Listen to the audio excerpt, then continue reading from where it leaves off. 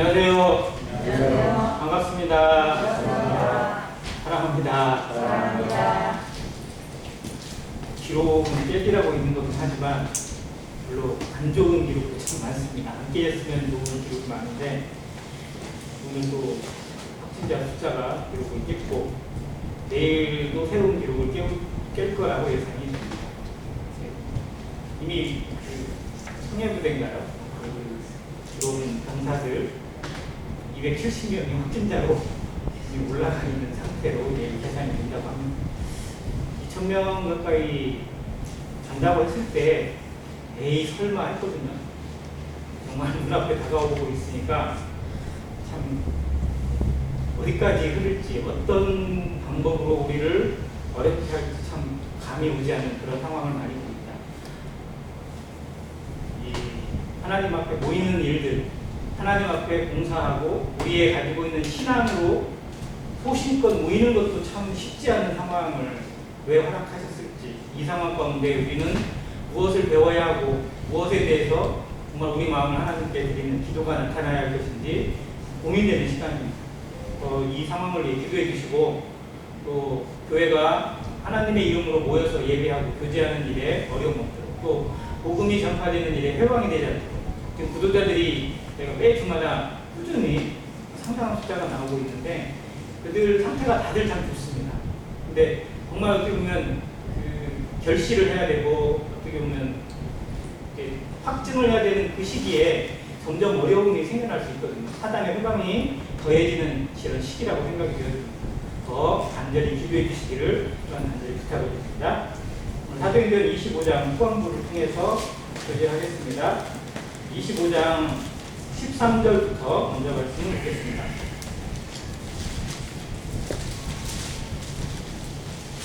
사도행전 25장에선 이제 새로운 총독이 부임을 합니다. 그 전에 있었던 벨릭스 총독이 바울의 재판을 관장을 하다가 바울에게 복음을 들어요. 그래서 마음에 찔림도 있어요.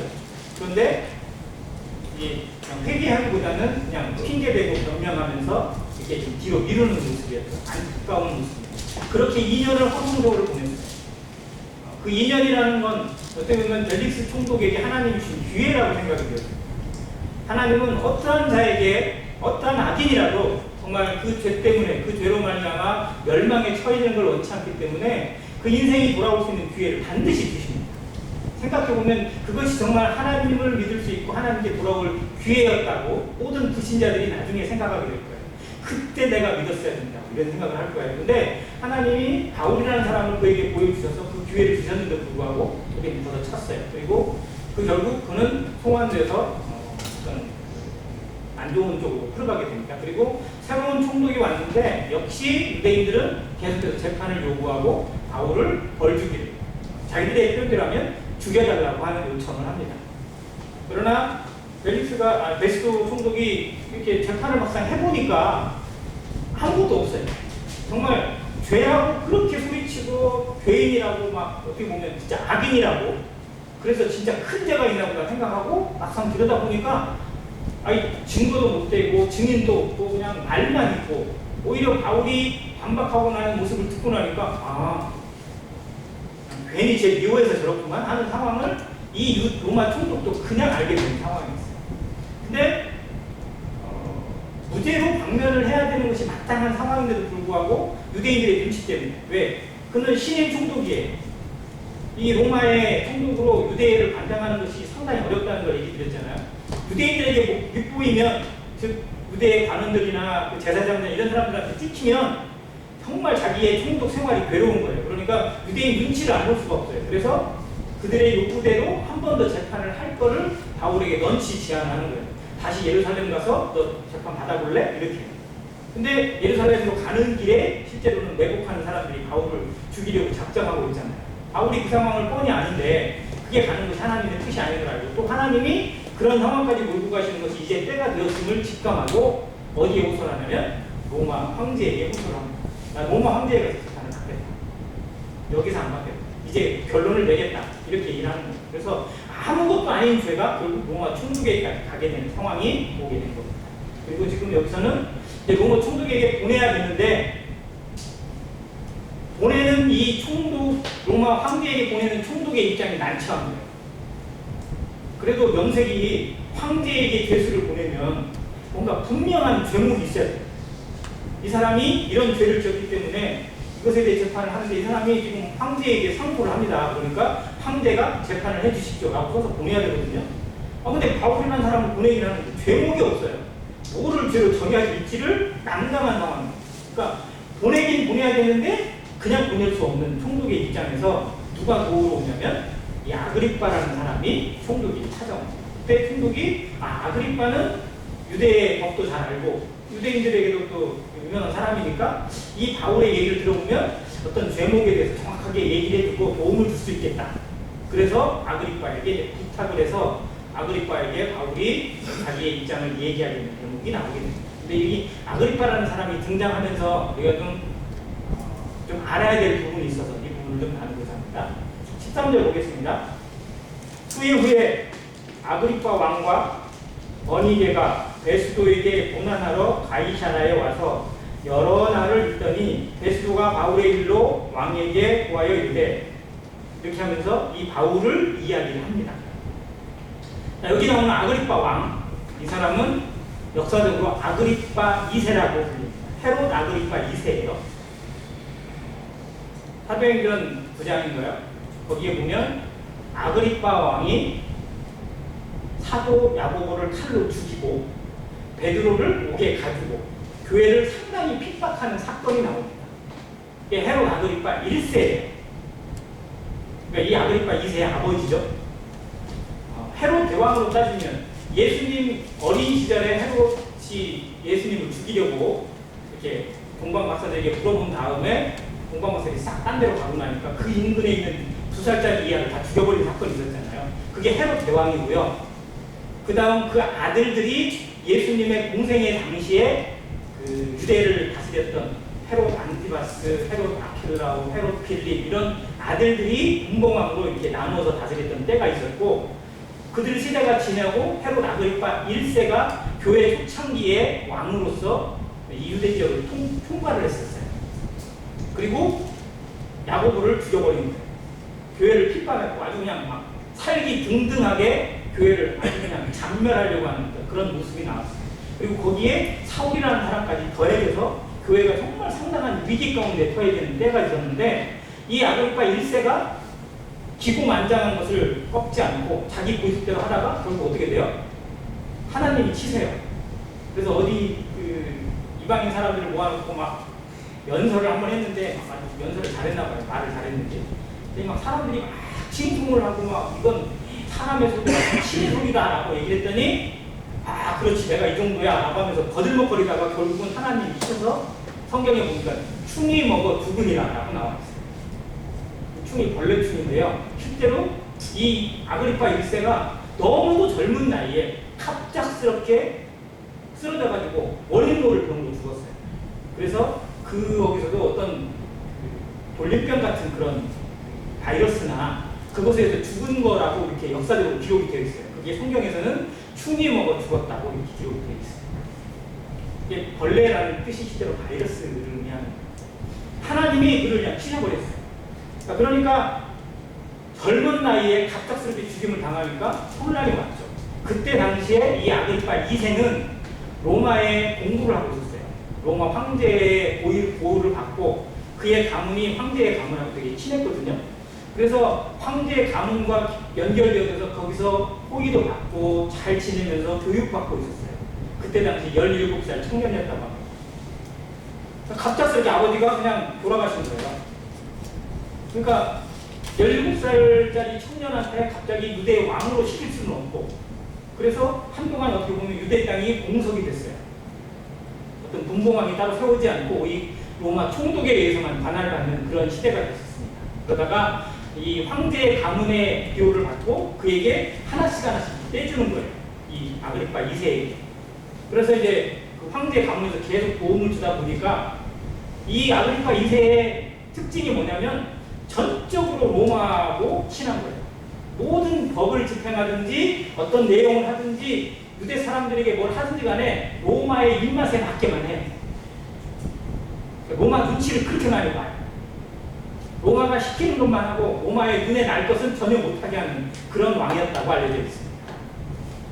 자, 그래서 이곳저곳을 다스리다가 결국은 상당히 많은 지역까지 다스리게 됐어요. 그런데 그 전에 있는 왕들처럼 권세는 갖지 못했다고 합니다. 그리고 그 사람에게 주어진 특권 중에 하나가 뭐냐면 이제 로마 그 황제가 이 사람에게 직접 준 특권인데,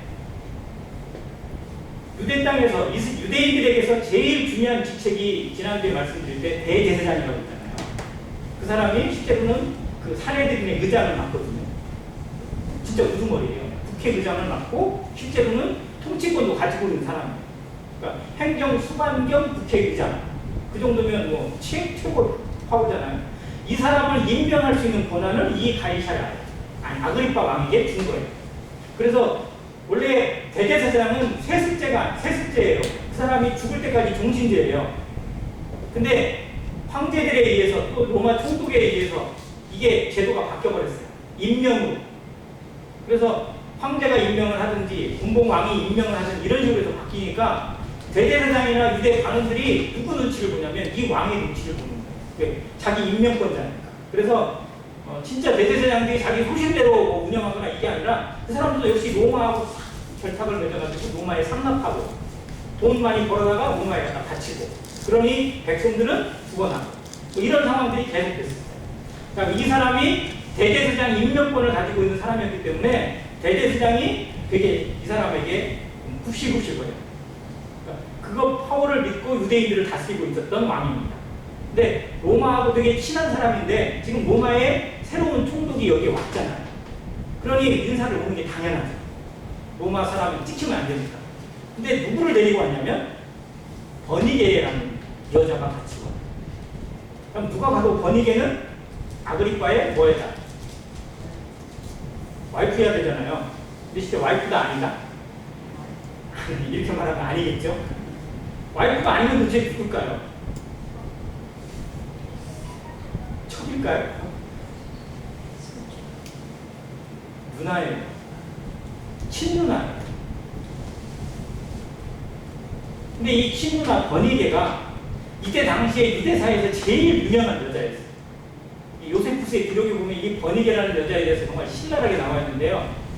지금으로 따지면 진짜 치맛바람 온전히 다 이치고 다닌 여자 중에 하나예요. 그러니까 헤롯 왕가의 장녀예요. 이 아그리파가 아들인데 이 위에 있는 딸이고요. 이 버니게의 여동생이 누구냐? 그 전 총독이었던 벨릭스의 아내 드루실라예요. 그러니까 그 집안이 다 잘 나가는 집안이죠. 또 여자들이 워낙 인물값을 해가지고 높은 사람, 모의직에 있는 사람들하고만 결혼을 했어요. 그런데 이 버니게는 얼굴도 이쁘고 나름대로 막 그 사교력이나 이런 것도 좋았던 여인으로 알려져 있어요. 그런데 한 남자에 만족을 못해요. 그래서 남자를 계속 갈아치기해요. 여기 오기 전까지 3명의 남자를 갈아치웠어요.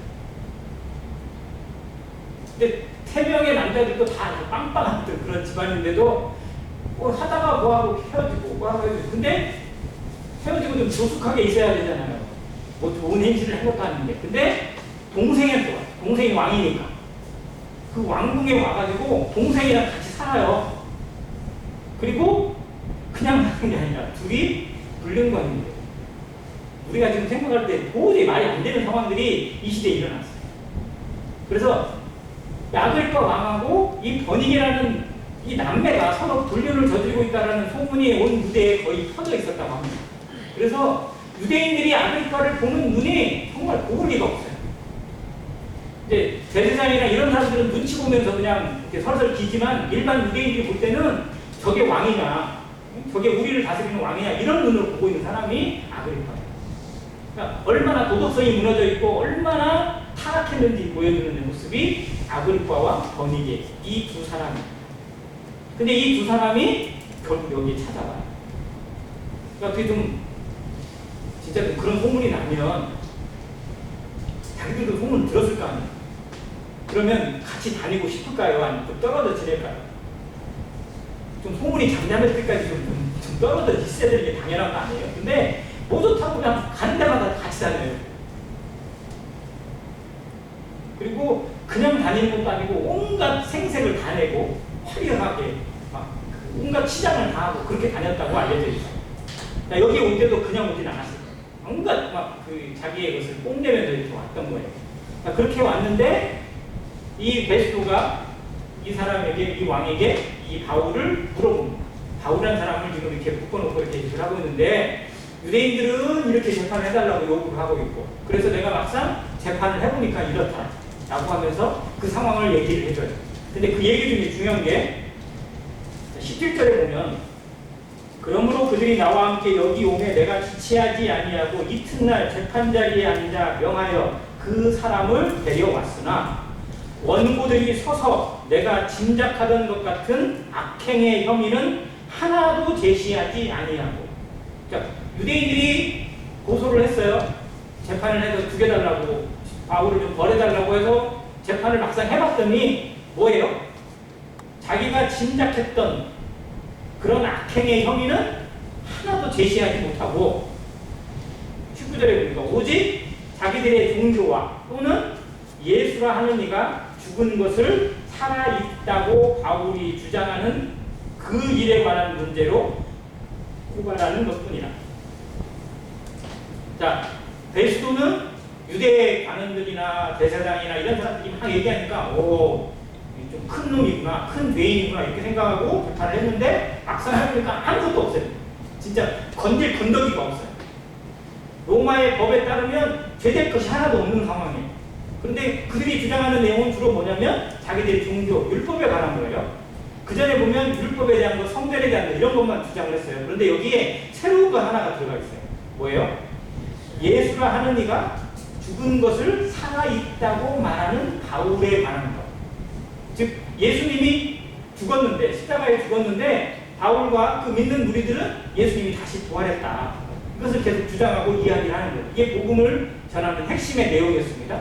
베드로가 전하는 복음의 핵심도 결국은 부활하신 예수 그리스도였어요. 자, 바울도 그것을 전했습니다.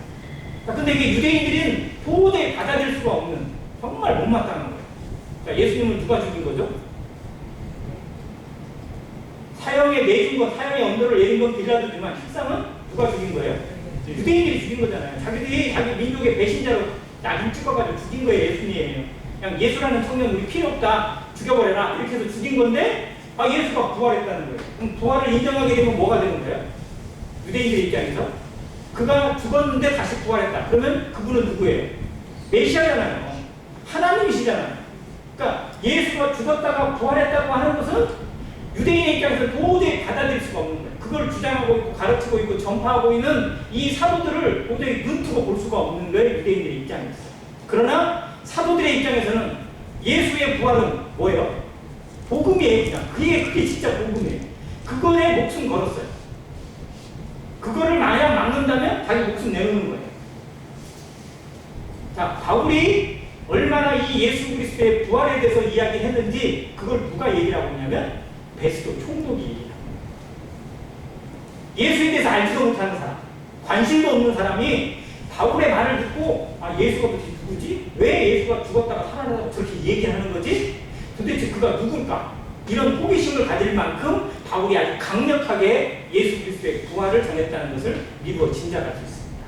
그러니까 우리가 전하는 복음, 내가 간증하고 내가 전파하는 내용에 믿지 않는 사람, 아니 성경을 아예 모르는 사람도 관심을 가지고 들여다볼 만큼 우리의 마음이 적극적이라면, 우리의 마음이 열정적이라면 정말 그의 마음을 흔들 수 있는 하나님의 말씀이 그의 마음에 강한 것에 틈을 내서 갈라낼 수 있는 어떤 여지가 만들어질 수 있다는 것을 이 바울이 보여주고 있는 겁니다. 우리가 어떠한 일을 만나든지 누구를 만나든지 우리의 소망에 관한 것을 준비하라고, 얘기하라고, 어떤 사람에게든 그런 것을 얘기할 수 있도록 준비하라고 하셨잖아요. 바울은 항상 준비되어 있었어요.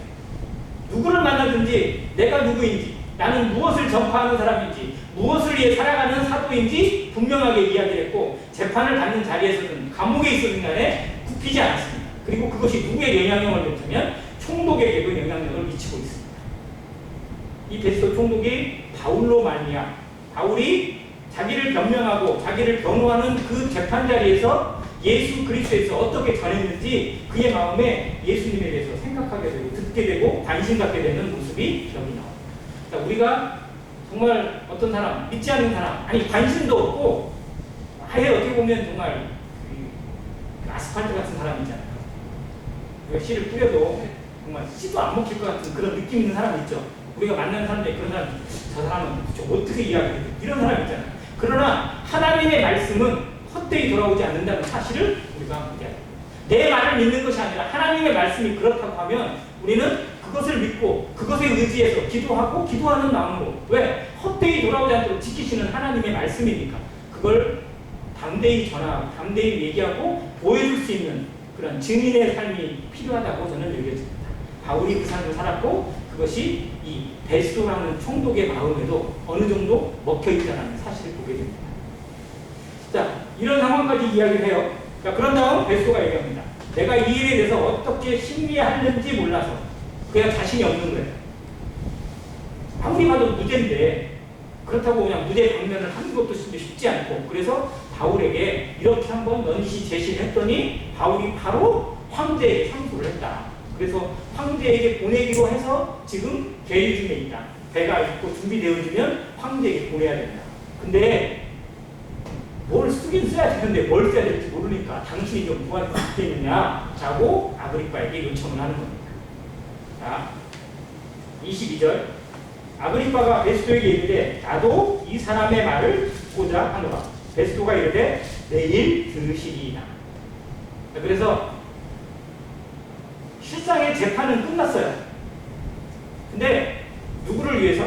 아그리빠를 위해서 한 번 더 바울을 불러다 놓고 이야기를 듣는 그야말로 공청회가 열립니다.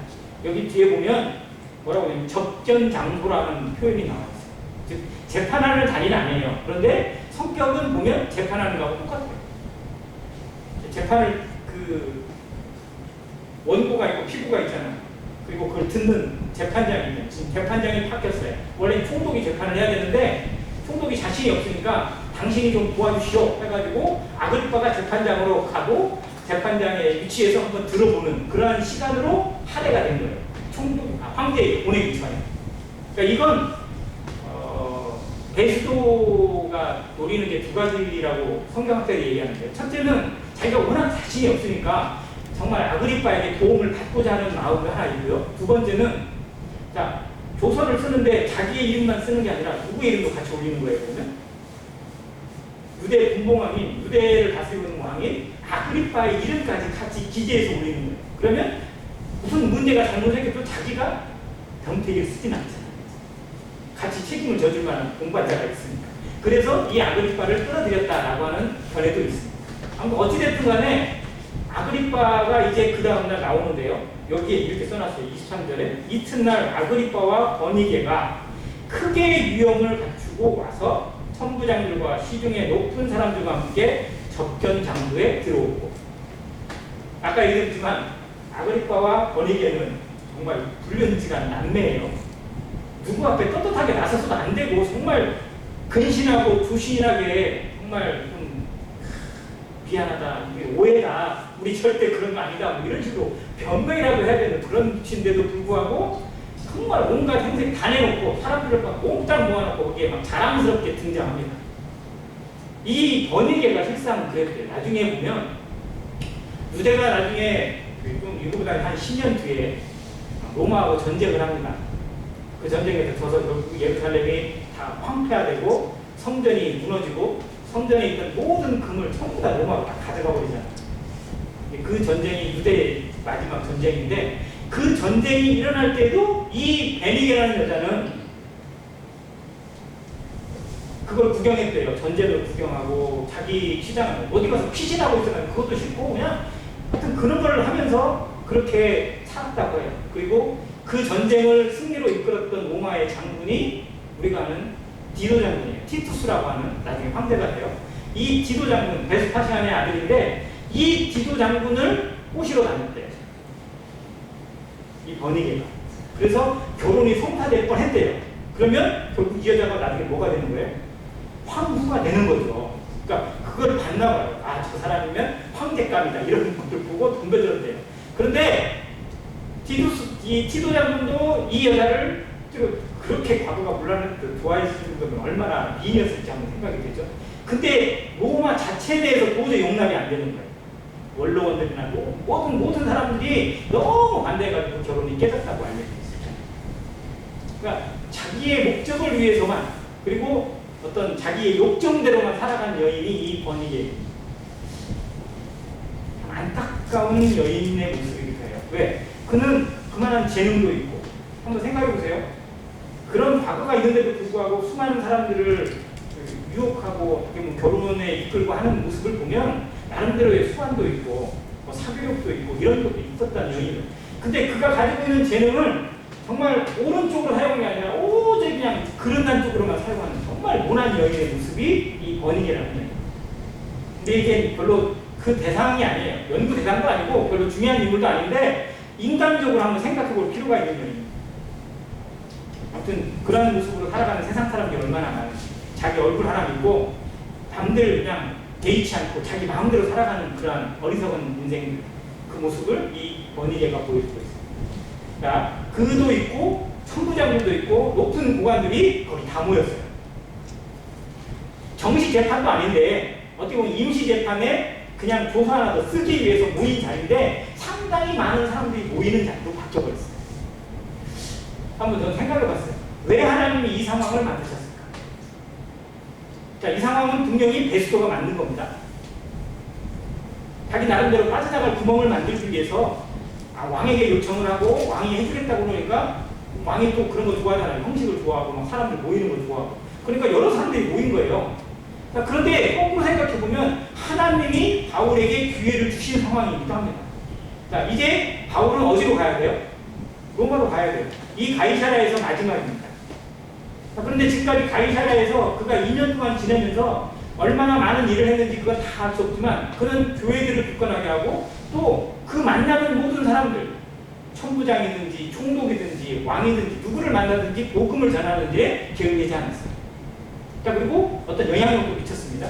자, 그런데 지금은 여기는요 그까지 만난 사람보다 훨씬 더 많은 사람들, 그것도 자기가 만나고 싶어 요청하고 대문 두드려도 안 만나는 사람들, 자원을 해가지고 다 모여있어요.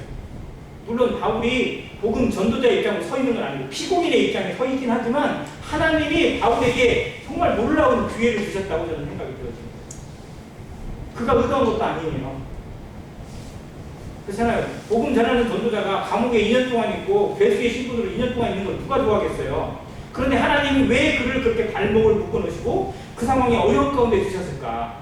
더 나가고 싶고 더 다른 일에 가고 싶고 더 돌아볼 교회도 많고 정말 돌아봐야 될 성도들이 얼마나 많겠어요. 그런데 그 상황을 다 제쳐놓고 거기에 머물러 두게 하신 이유가 뭘까? 실제로는 어떻게 보면 이 고위직들, 높은 자리에 있는 사람들에게 복음을 들을 관심도 없고 그런 사람들에게 복음을 전할 기회를 바울을 통해서 주신 겁니다. 왜냐하면 바울이 이제 누구를 만나야 되니까요. 황제에게 가야 되잖아요. 로마 황제에게도 복음을 전해야 될 거 아니에요. 황제뿐만 아니라 황제의 밑에 있는 사람들이 얼마나 많겠어요. 그런 사람들에게도 담대히 복음을 전할 기회를 가져야 돼요. 근데 그 상황을 저는 미리 연습시킨 상황이 지금 이 상황이 아닐까 하는 생각을 해보게 됐습니다. 하나님은 훈련시키고 어떠한 일을 통해서든지 우리를 연단시키고 훈련을 시켜서 사용하십니다. 지금 우리가 그 상황에 있을 때는 답답할 수 있어요. 왜 이렇게 일이 꼬이지? 왜 이렇게 안 나가지? 뭐가 안 되지? 이런 상황이 들 수 있는데 실상은 하나님이 더 큰 일을 위해서 준비시키는 연습의 기간, 트레이닝 기간이라고 생각하면 아멘이 될 수 있습니다. 우리 나중에 황제에게 가서 로마에 가서 복음을 전하고 실제로 로마서 16장에 보면 황제의 번석 중에서도 거기에 나기수라는 사람이 로마 16장에 보면요. 나기수라는 사람의 이름이 등장을 하고 아리스토블로라는 사람의 이름도 등장을 합니다. 이 두 사람이 로마 황제의 지근거리에서 보좌하는 고위직이었어요. 이들이 누구의 복음을 듣고 구원받겠어요? 바울의 복음을 듣고 구원받았어요. 자, 그러면 바울은 이 상황이 열매를 거두든지 못 거두든지 그 사람들이 변화가 되든지 안 되든지 연습을 하는 겁니다. 자, 우리가 만나는 사람에게 복음을 전하면 그 사람이 다 구원받아야 돼요. 어떤 사역자 분께서 개척을 나가셨어요. 시골로 개척을 나가셨어요. 그리고 부인 자매님하고 이제 아침에 간절히 기도하고 하나님 영혼을 만나게 해주시고 구원받게 해주시고 도와주십시오 하고 가지고 그냥 아침부터 저녁까지 밥 먹는 시간 빼고 계속 돌면서 동네 사람들 붙잡고 이야기하고 돈도 주고 얘기하고 그랬대요. 그런데 돌아온 영혼이 있을까요? 없을까요? 오히려 막 운전막대 당하고 어떤 사람은 소금 뿌리고 막 가라고 막 쫓아내고 막 그랬대. 집에 돌아가지고 파김치가 돼가지고 하나님 왜 이러십니까? 도와주셔야지. 그 다음날 또 힘을 내서 또 기도하고 또 갔대. 돌아온 영혼이 있어요? 없어요? 아, 또 없대. 그렇게 일주일을 계속 했는데 또 한 명의 영혼도 아예 관심 갖고 집에 찾아오는 영혼이 한 명도 없더래요. 누구 막 어느 날은 그냥 막 갑자기 나가기 싫고 화가 났대.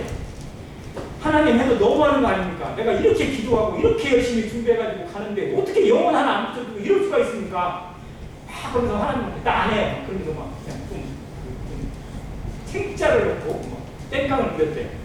그러고 나서 이제 딱 천장 보고 있는데 갑자기 별 생각이 나면서 한 음성가 들리더래. 그래, 바울이 전할 때는 다 돌아오대.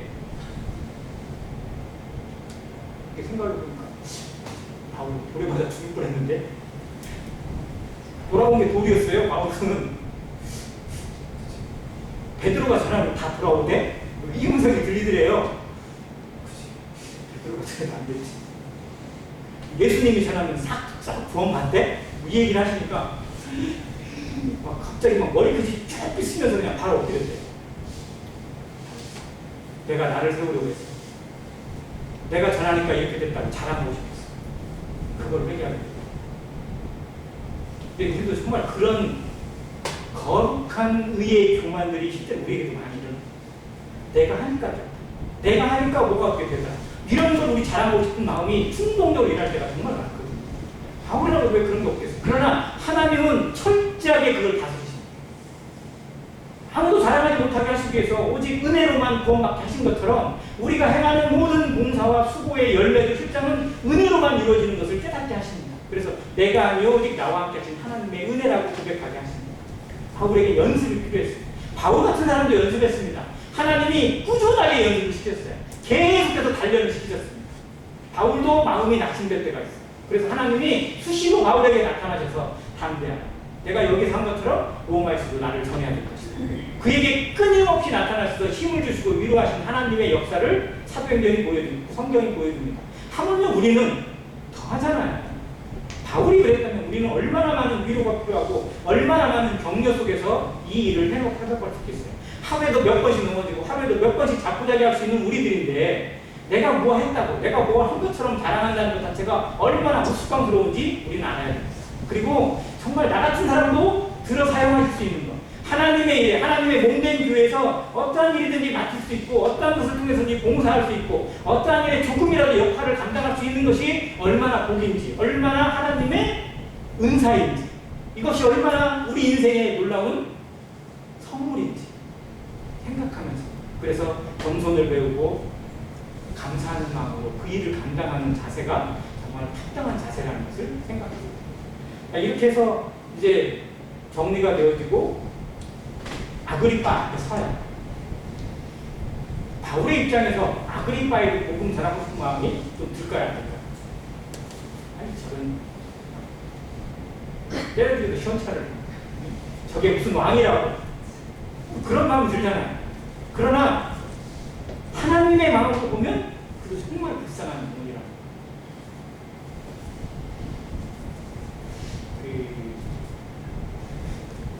전에 한번 얘기 드린 적이 있는데 재작년, 한 3년 전으로 기억이 나는데 여름 캠프 때 제가 말씀을 전하기 전에 찬양을 이제 들려드리는 곡이 있어요. 말씀 전하기 전에 선한 능력으로라는 노래 기억나세요? 그 성하님의 보혈이 감싸네. 그 노래를 들려드릴 때 그 곡을 지은 사람을 제가 소개를 드렸는데 디트리 보네포라는 목사예요. 사람이 나치 시절에 히틀러가 온 유럽을 휩쓸고 독일을 정말 패망으로 몰고 가던 그 시절에 원래는 미국에 가서 유학하는 목사였어요. 청년 시절에. 그런데 자기 고향 독일이 나치에 의해서 완전히 어떻게 보면 속대밭이 됐다는 소식을 들었어요. 그리고 독일에 있는 교회들이 어떤 식으로 바뀌어버렸냐면 어영교회로 바뀌었어요. 독일의 모든 교회가. 예를 들어 우리로 얘기하면 독일 총기독교 연합회가 있을 거 아니에요. 그 연합회 목사들이 다 성명서를 내가지고 히틀러를 찬양하는 시를 썼어요. 히틀러는 우리 민족을 위해서 하나님이 보내주신 구세주 같은 사람이다. 그래서 그가 하는 일에 적극적으로 돕고 이렇게 해야 된다. 그 상황을 보고 가슴을 치면서 자기 고향으로 돌아가겠다. 미국의 유학을 때려치고 미국에서 EX 약속되어 있는 모든 걸 때려치고 독일로 돌아갔어요. 그리고 히틀러에 대해서 정말 가는 곳마다 어떻게 보면 반대하는 그런 말씀을 전하고 이게 아니다. 이게 하나님의 뜻이 아니다라고 계속 설교를 했어요. 그러다가 히틀러 암살 그 모의가 있어요. 그 일에 실제로 이 보네포 공사가 동참을 했어요. 그러다 그게 성사 직전에 발각이 됐어요. 그래서 대대적인 숙청으로 대부분 죽고 감옥에 갇히고 그때 감옥에 갇힌 거예요. 그리고 독일이 패망한 게 1945년 5월경에 독일이 결국 패망을 하고 항복을 했거든요. 근데 이 사람이 1945년 2월인가 3월에 여기서 사형을 받고 죽어요. 감옥에서. 몇 달만 지났으면 실제로는 이 사람이 풀려날 수도 있었는데 그 전에 죽임을 당합니다. 죽기 전에 그 감옥에서 쓴 시, 자기 약혼녀에게 보낸 시가 바로 그 시였어요. 그 노래가 결국은 우리에게 지금 불려지고 있는 노래인데 이 사람이 했던 마지막 고백이 하나 있어요. 그게 그의 일기에 담겨있는데요.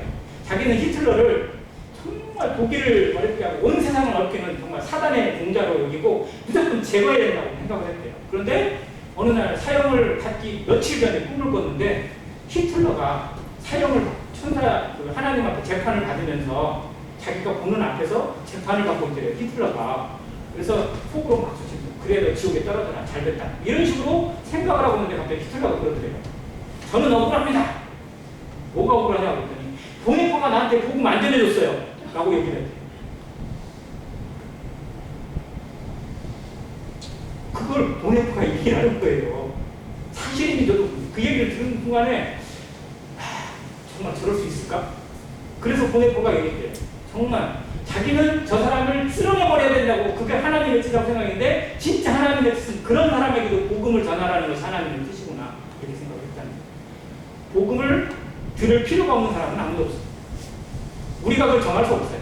그 어떠한 악인에게도 우리에게는 복음을 전해야 될 책임이 있고 사명이 주어져 있을 뿐입니다.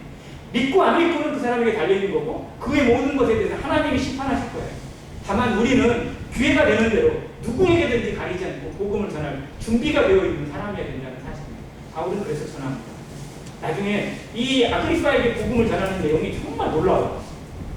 이 마지막 그의 이 갈샤라에서 마지막 사명과 같은 이 복음 전파가 정말 우리에게 정말 우리 가슴을 뜨겁게 하는 그런 복음의 내용들이 담겨 있습니다. 이렇게 26장 후반부에 나오는데요. 아무튼 그 기회를 하나님이 주십니다. 되게 답답하고 어려운 상황, 정말 끝이 보이지 않는 언제 이게 끝나나, 왜 이렇게 나를 어렵게 하시나 이런 상황들에 대해서 우리는 어떻게 봐야 되냐? 바울의 마음을 배워야 됩니다. 하나님이 바울의 발목을 잡으셨어요. 2년 동안이나 꼼짝 못하게 하셨어요. 왜 그렇게 하셨을까? 요셉이 그 종국 그 감옥에 갇혀가지고 정말 빠져나갈 수 있는 기회가 분명히 있었는데 불구하고 그 술 맡은 관원장이 기억 탁 까먹어가지고 2년 동안 꼼짝 없이 있었잖아요. 얼마나 억울해요. 그런데 하나님의 뜻은 분명히 있다라는 거예요. 우리에게 막힘이 있습니까? 왜 하나님이 막으셨는지 그걸 하나님의 마음에서 찾게 되면 우리에게 돌아온 물파구가 있고 그 안에서 하나님의 연단이 있고 또 올라온 기도의 제목이 나타날 수 있다는 사실을 우리는 배워야 합니다. 이 사도행전 25장은 내용상으로 보면 정말 답답해요. 정말 끝도 없는 재판, 왜 이런 것을 계속 그냥 성경에 이렇게 자세히 기록했을까? 그런데 그 안에 담겨있는 하나님의 마음, 하나님이 주시는 기회를 생각해보면 우리 인생이 정말 이런 데가 많더라고요. 파란만장하게 막 뭔가를 헤쳐나가고 막 열심히 뭐 하고 막 프로그램에서 뭔가 탁탁탁 진행되는 그런 일들보다도 뭔가 막혀있고 확 막혀있고 정말 답답하고 왜 이런 상황들이 계속되지? 뭐 이런 상황들. 코로나가 왜 이렇게 끝이 안 나지? 근데 그 상황을 한탄만 하고 원망만 할 게 아니라 하나님이 이걸 통해서 무엇을 주시고자 하는 것인지 하나님의 마음으로 들여다보면 우리 기도 제목이 생기더라는 겁니다. 이것을 배워가는 안에 교회 성도가 되시기를 간절히 바랍니다. 감사합니다.